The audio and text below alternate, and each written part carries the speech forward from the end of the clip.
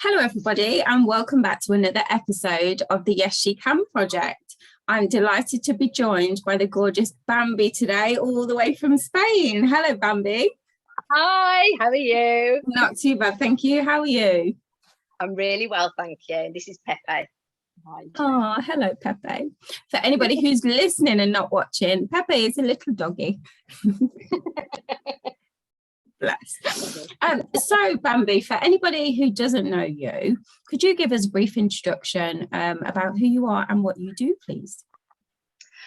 I sell mobile homes or caravans in Spain, and I have been doing it for a few years. I'm also on Bargain Loving Brits in the Sun, the Costa del Sol version, and I have been doing that for nearly 4 years.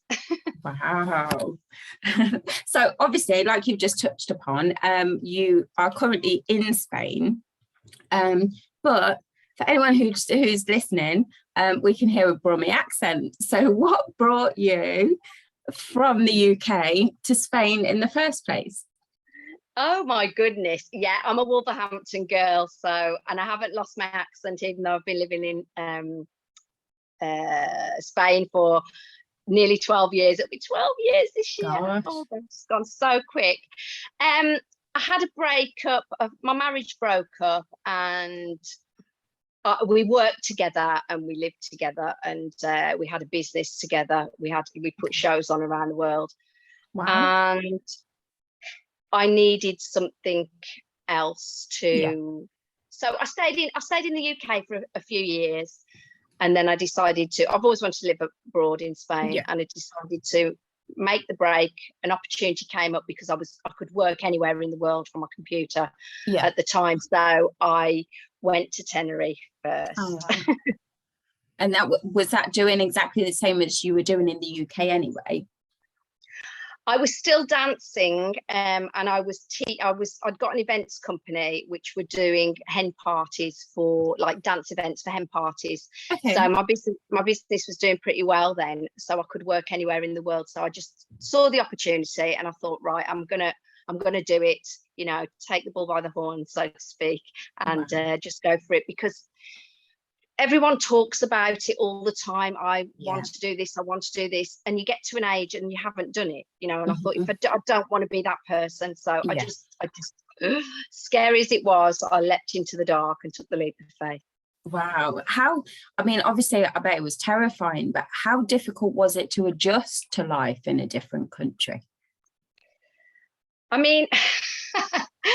took the easy route, really, going to Tenerife, didn't I? Because there's a big British, loads of people go on holiday, loads of British people live there.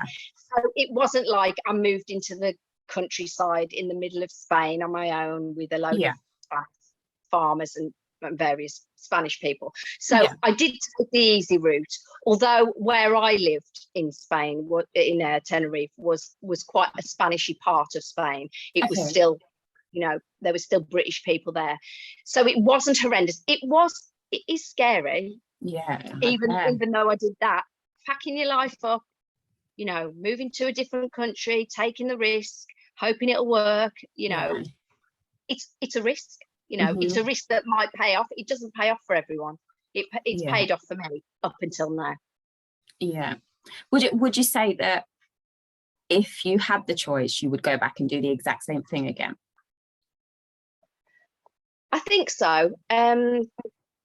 I've got to this point in my life now by the steps that I've taken, whether they've been right or wrong, the mistakes I've made or the decisions that I've made for good or bad, has brought me to where I am in my life now as a woman and as a human. So no, I wouldn't change anything.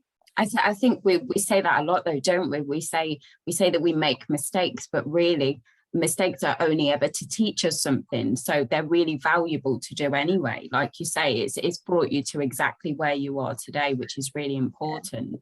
Yeah, that's absolutely true. I absolutely agree with that. It's not easy sometimes, it was hard, and I felt like jacking it in after 6 months, because I went over with my then partner who it didn't work, and he had some problems, and it was a very, very tough first year for me, very tough. But I took my Shih Tzu with me, Lulu, who's sitting here on my right down here. She got me through. She literally got me through. She got me through the really dark times, which I did have in the first couple of years. Because of the way I broke up from somebody I thought I was going to spend the rest of my life with, and you know the story. It's really difficult, isn't it? Because that's like 2 huge life events in a short space of time. So that must have been really difficult to cope with. It was hard to process.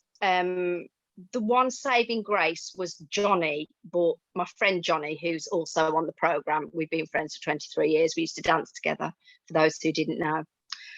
He bought the apartment next door to me, and within 6 months, he decided to come and live out there too. So it was a massive saving grace, although for the first year, we just thought it was a holiday and just went out partying all the time. As you do. Oh, my goodness me, I could never do that now. But that's what we did, and that he got me through through that. My dog got me through, and it was hard, but you know, you come out the other side, don't you? And hopefully with your, not always with your pride intact, but with your brain intact, and the fact that you've made it through, and you're obviously a stronger person, you know, for doing it. Oh, absolutely. You gain so much strength from the things that you experience, don't you? Whether they're good or bad, really. Yeah. And I had a ball. We had a ball. I had my best mate there. You know, you can't ask for anything else, can you? It's brilliant. We just had the best time, you know, because he's easygoing. You know, I've known him a long time. We trust each other. We're loyal to each other, and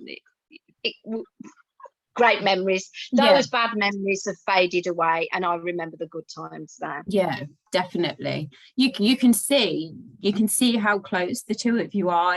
If anyone, like, because I watch the show, I think it's brilliant. It's one of my favorite programs ever.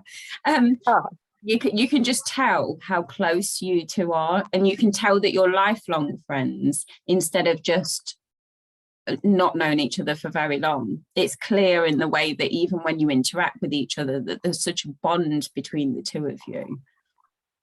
Yeah, I gave Johnny his first dancing job when he, in about, I think it was in 1998. He went to Lanzarote for me, came and auditioned, went to Lanzarote, and he stayed there a year for me dancing in one of the shows, and we formed our friendship then. So it's a long time. You know? And he's just although we're different in many ways, we're like-minded in our thoughts, you know. He's gone down the spiritual route now a bit now. He's becoming a yoga teacher, and he does his sound healing bowls, and he became a vegetarian a few years ago. He visited India on his own to do some yoga practice, and he became a veggie. So I mean, I'm vegan, so it, you know, I give him recipes and stuff. So we are very close. Very. It sounds like you're soul friends. We are definitely. Yeah. You always know, don't you? You just have that instant connection with somebody. Yeah, he's a great, lovely, kind person, and very easy to get on with. And for all the years I've known him, and we've gone out a lot. We've never, especially in the beginning, a lot. We've never had a bad night. Johnny and I have never had a bad night. No. Oh, that's so nice. So going back, Bambi, to the Bargain Loving Brits in the Sun, how did that all come about? How did you get the chance to appear on there? Right, I was working for Caravans in the Sun, and the CEO of the company was called up by the TV program. Sorry, can you hear Pepe crying in the background? No, I can't hear anything. Oh, he wants this stew that the other dog's left. That's why. Going over there. Sorry, I do beg your pardon. No, don't be daft. The CEO of the company of Caravans in the Sun, he was called by the TV company, and they said to him, look, we're going to the Costa del Sol this year, because they'd done Benidorm previously for the first 3 seasons. Okay, yeah. And then they wanted to move to the Costa del Sol, and they said, do you have a caravan park that you could recommend, and do you have a character Oh. I don't know why they picked you, Bambi. I was like, well, that's so bad. And he said, will you do it? I think it'll be good for the business. I said, yeah. Sure. Thinking, honestly, I swear on my mum's life, I thought I'd be on for a minute in the whole series. I thought, you know, when the edit, I didn't even think about it. I filmed it, forgot about it. Mm-hmm. And then people would keep messaging me because I didn't watch it because I couldn't face it. No, it'd be weird, wouldn't it? And people kept messaging me going, gosh, you were on lots tonight. And was I? And then the phone calls started coming in, you know, the park exploded. It became really quite famous. Yeah. Did you get a pay rise? I did all right on commissions, actually. Oh, good. So it wasn't too bad. It wasn't bad. But, I was spending my money on rescuing and saving dogs. Aww. So I didn't buy a Rolex or anything. Just bought a few more dogs. Yeah. Well, that's what brings you joy, though, isn't it? Yeah, that's what I like. Rescuing animals, helping them. I like that. You know, yeah. Some people don't. You do what you like. Definitely. And you can just tell that it's in your personality. I mean, the reason why they picked you is glaringly obvious. You've got such a wonderful, warm personality, and you're just full of energy and positivity. It's brilliant. Thank you very much. Not in the mornings. Well, none of us are in the mornings, are we? I'm grumpy in the mornings. No, not grumpy. What would you say is the best thing about living in Spain? Living in Spain is an amazing thing. The best thing for me is the lifestyle. Yeah. They really enjoy their downtime. You know, They really do. They're families. It's all about families. It's all about getting together with your friends, enjoying the life. But it's easy to do that when the sun's shining, you know. When it's cold and you don't want to go out, I completely get it because I've lived in England, you know. It's freezing. You think, oh, I'll go out on Friday night, and then look out and it's snowing and it's freezing and it's all black ice. You think, oh, I can't be bothered. It makes it easier, the weather here, to live that lifestyle, you know, that European, like outside al fresco cafe culture, you know. I definitely think it does wonders for your mental health as well, because I think in the sunshine in the summer here, you notice your mood lifting a lot more, but then you tend to go downhill in the wintertime, like you say, when you look outside and if it's just miserable. I would imagine that it's great for people's mental health when they are exposed to sunshine all the time, because it lifts you, doesn't it?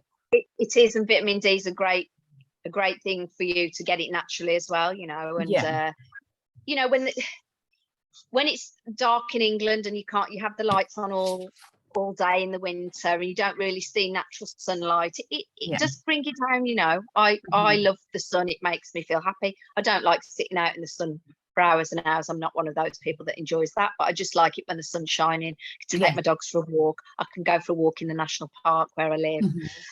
You can go for a drink down on the, you know, on the front where we live, you know. It's completely, it's a different life, you know. It's not for everybody, but a lot of people dream of it, don't they? Yeah, absolutely. I'm one of those. Well, you know, dreams, if you can imagine it, you can make it happen, can't you? Yeah, I love that. We should write that on a t-shirt. I'm thinking of David Beckham. Most times you can make it happen. Yeah, exactly. Have you got any funny stories or like behind the scenes gossip that you can share with us? I think on Bargain Loving Brits, if something goes wrong, I mean, people don't realise, if you're in it quite a lot, like say me, not blow my own trumpet, or say Anthony, who's in Benidorm, you film a lot. You don't just film one and see. Yeah, I will film maybe 40, 50 hours in a series. Oh my God. And the Happy Days man as well. Yes, He's that's on that. it a lot. Happy Days Graham, yeah. Yeah. We film a lot, and then you never know what is going to be in the final edit, because they have to make a story. So they don't just go, Bambi's going to the office and Bambi's, choosing stuff for the caravan. They make the story of your life, basically, of what you're doing. So anything that goes wrong, or you have a little bit of a drama, it'll be in. Yeah. It'll be in. I'll put it in. No doubt. No doubt. The first series, I was putting on a charity do, and I was doing it all on my own, and it was really 40 degrees, and I was running around trying to get it all ready, and I lost the raffle tickets for the raffle. Oh, no. And do you think I could find them? I was really pushed, running about. And they put that in. They put it in, and now people, and it's nearly 4 years on, people still say to me, "Oh, you found your raffle tickets." I think I remember, were you like searching through big boxes and stuff, like those plastic ones? I know I got there. And one of the lovely residents, she had some at home, and she ran home and got them. And as soon as I got home that night, there they were, sitting on the flipping shelf. So I know that'll go in. So, so I'll give you a little bit of a clue what might go in. I don't know for definite. I never know what will be in the final edit. Pepe, who you saw behind me, we were filming, and there was two guys in my house, the cameraman and the runner, who runs and does things if he needs to. And Pepe, while they were filming me, decides to do a wee on the sofa. Oh no, that's definitely going in for sure. I was mortified, because he doesn't, he's a 9-year-old dog, but he doesn't do. I think he was that excited to see too many in my house at one time. So I'm prepared for that to go in. I was not. Oh my gosh! Imagine your dog doing a wee on the telly. Oh, no. I think, Bambi, there is no doubt that will be in. So get ready for the messages. Oh my gosh, I'm going to hide behind the sofa, honestly. Well, you heard it here first, people. That's a sneak peek of the new series.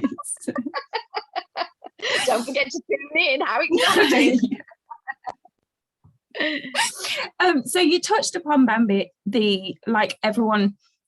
What I really noticed when I watch is there seems to be a real sense of community. Everyone seems to pull together for each other. Like you say, when you organise charity events, everyone really digs deep and helps one another. Is that a true reflection of what life is like over there?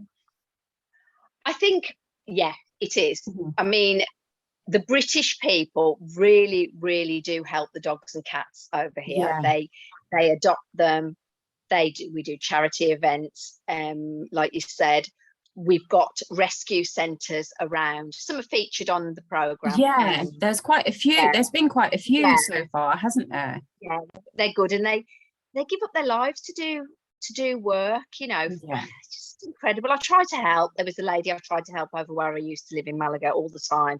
I'd always do charities for her, charity events to raise money for her. Fabulous lady, working all hours, taking dogs whenever, every country has like animal abuse or animal neglect, or the animals just run off and they lose their way and they don't chip here.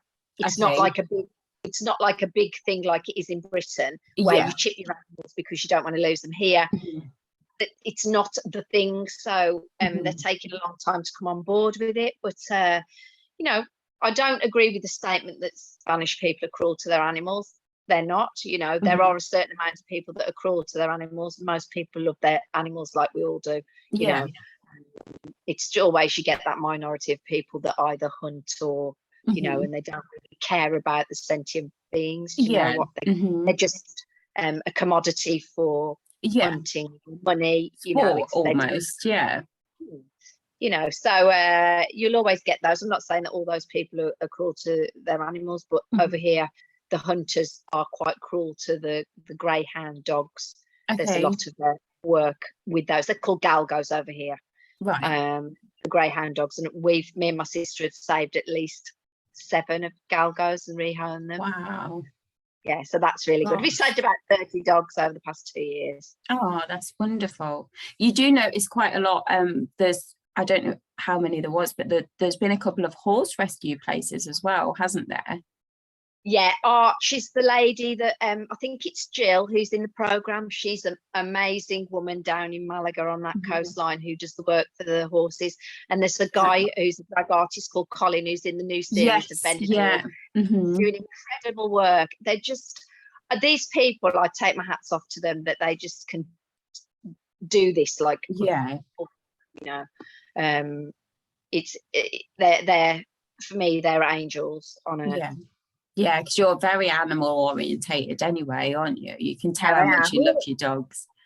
We always have been. Mum was very animally, like when we were young. She was always very kind to animals and you know, take us to feed the horses at the bottom of the lane, and we always had a dog or a cat. So we've been brought up that way. So it's just a natural progression for me. I think if you get the kids interested in animals and form good relationships with them, it'll pass on for into their future generations. Well.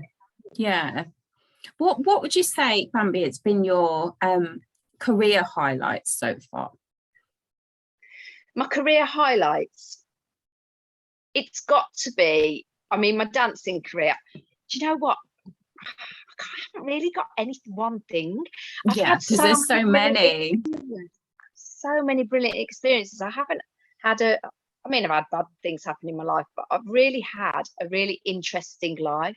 I mean, worked with lots of different people. I did a gig for, this is a good one. I did a gig, it's going back quite a long time now, but I think it was about in 1989. We did a gig in, me and my partner then, we had an illusion act and we were dancing. Oh, wow. And we did a gig at Claridge's in London, and we weren't told who it was for. Okay. So we got there and we were looking at the venue and it was all beautiful, and we pulled up with our like transit van and there was all like big Rolls Royces out the front, and we went into the venue, which was incredible. The way it was done.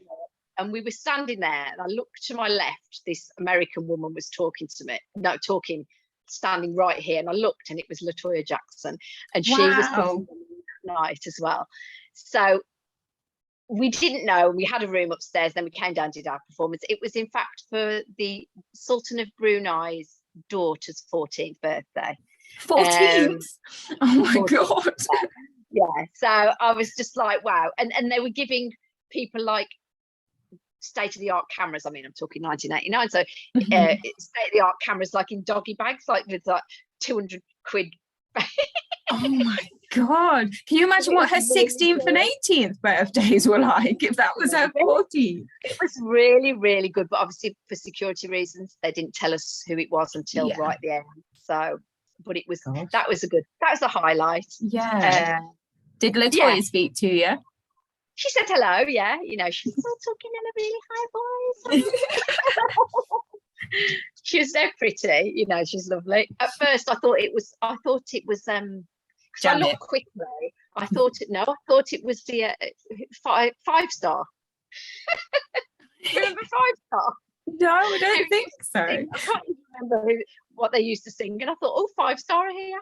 I looked again, I thought, crimes, it's LaToya. But I've done lots of stuff like that with famous people that have it's been interesting, you know. I've worked with quite a lot of people, so that's always a highlight, you know. Yeah. Where do you get your passion for dancing from? Is it something that you've always done? My mum wanted to be a singer when she was little, and her mum, my nan, wouldn't let her.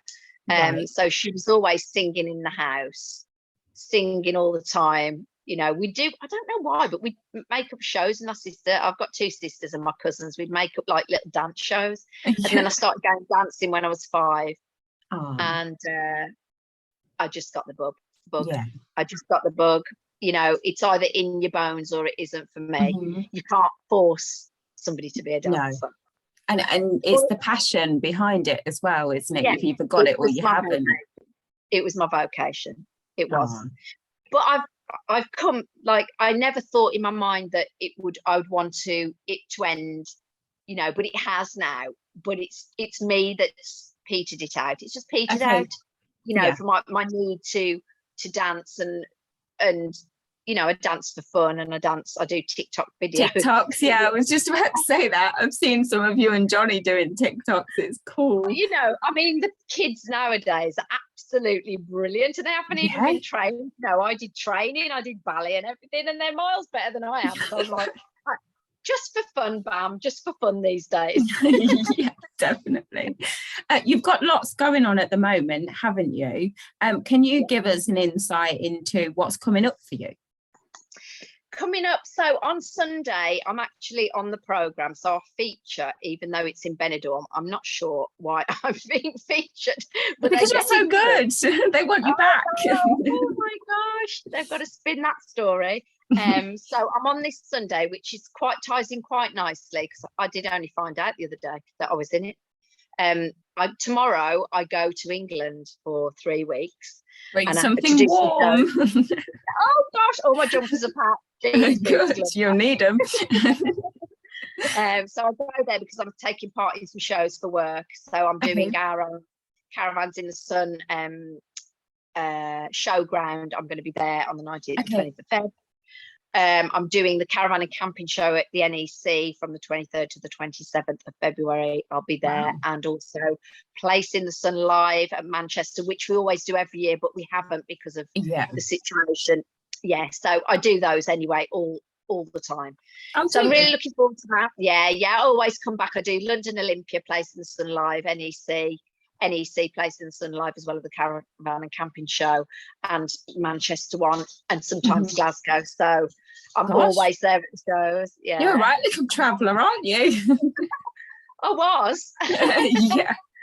Damn COVID. I know, damn it. Yeah. So it you know, they pay for me to go and go over and do the shows, which also becomes a chance for me to catch up with my family and my friends who I haven't seen for 2 years that live in Britain. You know, I haven't seen them. I'm so looking forward to catching up with them. Yeah. Do they come over and visit you a lot? I would imagine it's nicer to come over to the sunshine than to come over to the UK. I know, but I do like coming home to my motherland. Yeah. You know, I don't have bad memories in Britain. I just wanted to live in the sun. Do you know what I mean? I've got great family. I had great friends. I still have. And when I touched down, you know, there's so many great things about Britain. Yeah, the weather's a bit pants. But so many great restaurants, you know, bars, places to visit. You know, it's still a great place, and it's always a massive, massive part of my heart. And I think I will probably have a tear in my eye as I touch down in Manchester tonight. Would you ever move back? Oh, never say never. I don't want to move back, but you know, the way of the world is at the moment, it's quite chaotic, isn't it? We don't know which way it's going to roll with everything. So, you know, and it might be a necessity that I have to move back.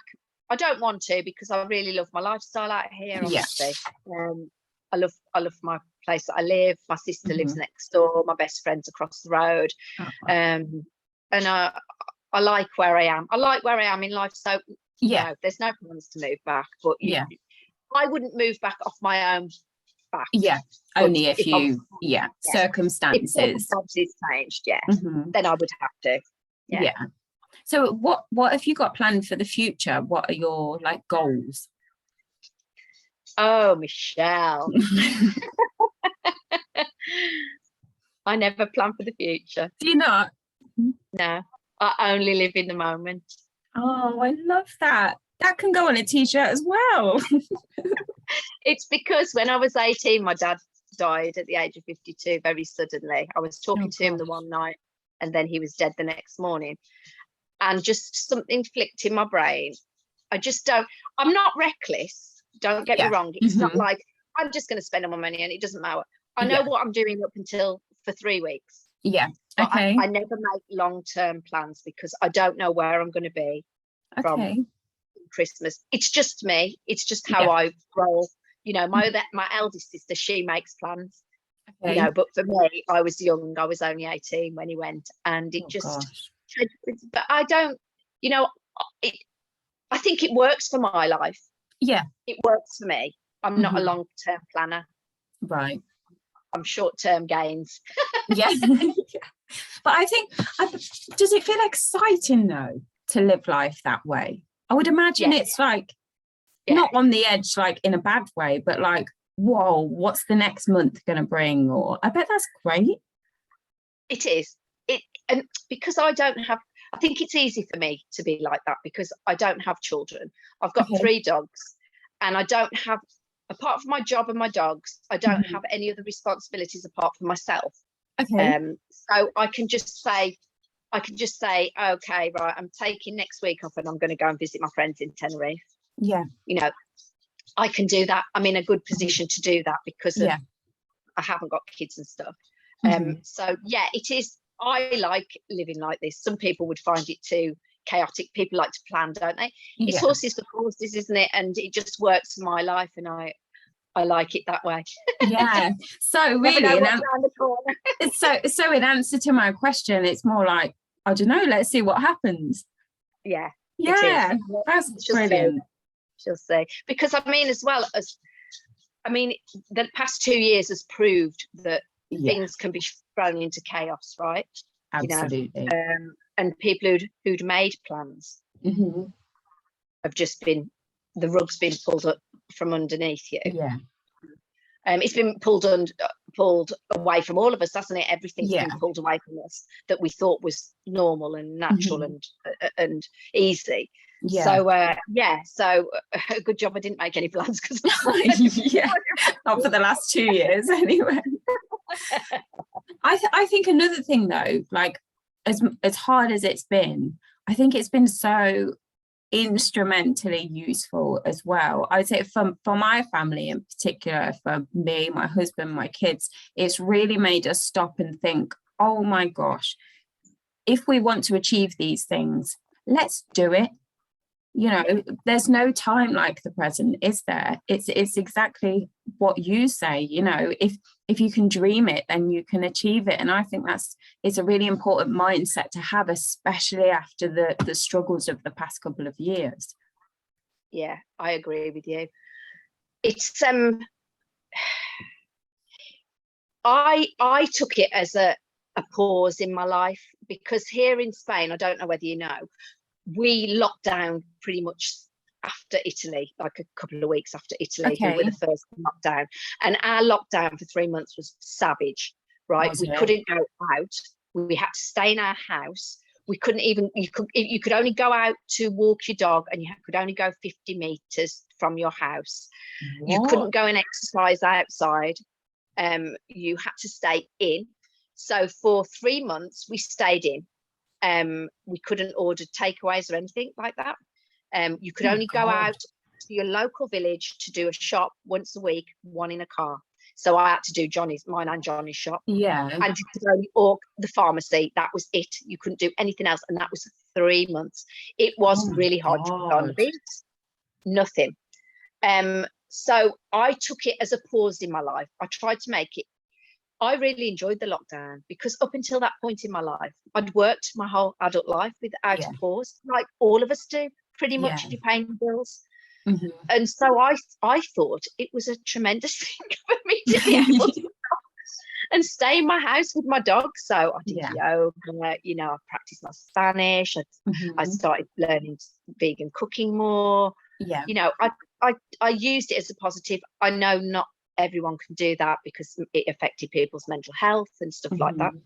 And I totally appreciate the people that couldn't do it, but for me, it benefited. It helped. Yeah, really did. And it sounds like you did as well. Definitely. I mean, like business wise and stuff, it didn't, but personally, to be able to press pause after such a busy time, and it really did make us reflect an awful lot, and it was really useful because it forced us to realize exactly what's important, and gave us the time together that yes, you know, even though you have a family and you live with them and you're with them all the time, you're not spending quality time with them. And that was one of the things that was really important, because we've made some wonderful memories just by spending time together. You know, you don't have to spend any money. It's about enjoying each other's company and being together.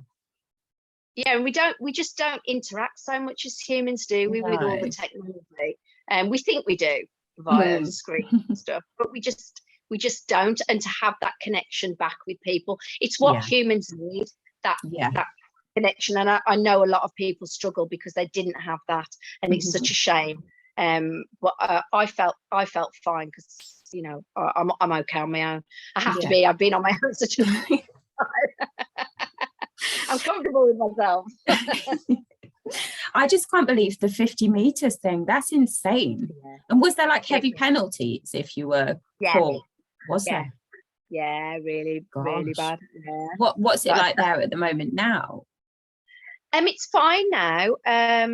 We were after wearing our masks outside, which was a bit of a pain up until recently. But I mean, lots of people just stopped doing it. I went to Malaga last week to work and hardly anyone was wearing the mask outside, and I went to Seville the other week with my friend who popped over for a few days, and hardly anyone was wearing their mask outside, but people still wear their masks inside if you go in a shop, or you pretty much 99% do that, and we have done that for the whole lockdown.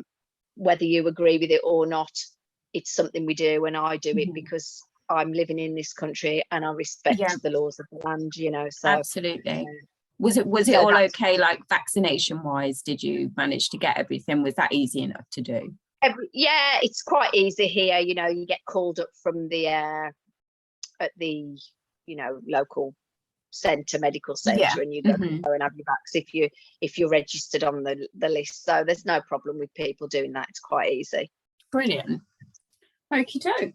Well, Bambi, I found out that you quite like Harry Potter, but then when we had a little chat, it's been a while. So we'll see how we get on with this Harry Potter quiz. Do I put my Harry Potter glasses on? Like mine, Expelliarmus. Right, shall we have a go? See how you get on. Me, yeah, let's go for it. Please excuse my pronunciation, because I'm ashamed to say, and please don't hate me, everybody, but I haven't watched a full Harry Potter film, nor have I read the books. But anyway, okay, so first question. Michelle, and how dare I? So, right, let's give this a go. What is Harry's Quidditch position? Is it chaser, seeker, or beater?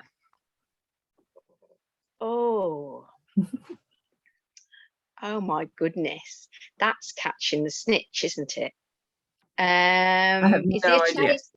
Is he a chaser? Unfortunately not, he's a seeker. Harry, silly bun. Yeah, bloody hell, Harry, get your Quidditch sorted. I know, sort yourself out. Next question. What is the killing curse called? Is it Imperio, Crucio, or Avada Kedavra? When they're killing, it's something. I'd say the first one. Damn it, it's the third one. Adava. Yeah, anyway, I think this is lies. Next question. I'm really good at this, aren't I? I'm really a big Harry Potter fan. I can't even say the words, let alone guess the answers. Oh dear. What is Snape's signature spell? Oh my God. Is it Sectum Sempra, Obliviate, or Expelliarmus? I don't think it's Expelliarmus, is it? Oh, because I know that one. I have no idea. I'll go for B. Okay, it was the first one. It was Sectum Sempra. Oh my God. This is hard. Is this university challenge? It feels like it, doesn't it? Oh, bloody mastermind. Right, we have to get one. I'm determined. Anymore. Who is the first goblin that Harry ever met? Oh my God, more words. Gornook, Gnarlook, or Griphook? Griphook? Yay! Ding ding! Reason to dance now. Harry Potter celebration. Okie doke. Right, we're on a roll now. Yes. What is the name of the Gryffindor house? Oh, no, start again. What is the name of the Gryffindor house ghost who lives at Hogwarts? Is it Moaning Myrtle, the Grey Lady, Nearly Necklace Nick, or Peeves? Oh. Is it Moaning Myrtle? It's Nearly Necklace Nick. Oh, I nearly said that because that was played by John Cleese in the movie. Damn it. Oh, was it? Yeah, I think so. Maybe I'm wrong because I've got everything else wrong. I think it was. Oh dear. Who does Hermione become when she takes a polyjuice potion to break into Gringotts Bank? Is it Narcissa Malfoy, Bellatrix Lestrange, or Lily Potter? I think it's Bellatrix Lestrange. Yay! Whoop, whoop. Small wins, Michelle. Small Yes. Celebrate them all. Okay, we're definitely on a roll now. The potion that oh my God, please don't say the wrong word. The potion Felix Felicis is commonly known as A, truth-telling serum, B, liquid luck, or C, bone repair. Felix, I'll say bone repair. Oh, damn it, it's liquid luck. Can you imagine the people shouting at the I know, screen? the diehard super fans getting annoyed and turning off. I'm definitely not a diehard super fan. Maybe I should have picked caravans as my specialist subject. Places in Spain. Oh dear. Right, you'll be pleased to know that we've only got 3 more. Thank goodness. I'm going to drown my sorrows in a bottle of wine. Which platform at King's Cross Station do Hogwarts pupils use to access the Hogwarts Express? Do you need the options for this one? Yes. Okay. So platform 7 3/4, platform 10 3/4, platform 9 3/4, or platform 6 3/4. Platform 9 3/4. Yay! Did do. I went to Harry Potter's world and I stood on the platform. It was very nice. Ah, did you? It was fantastic. That says what? What animal could Peter Pettigrew turn into?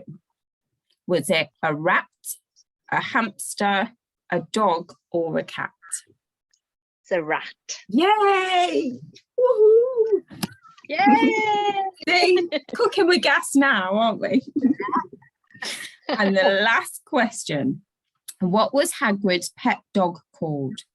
Was it Scabbers, Fluffy, Forks, or Fang? Fang.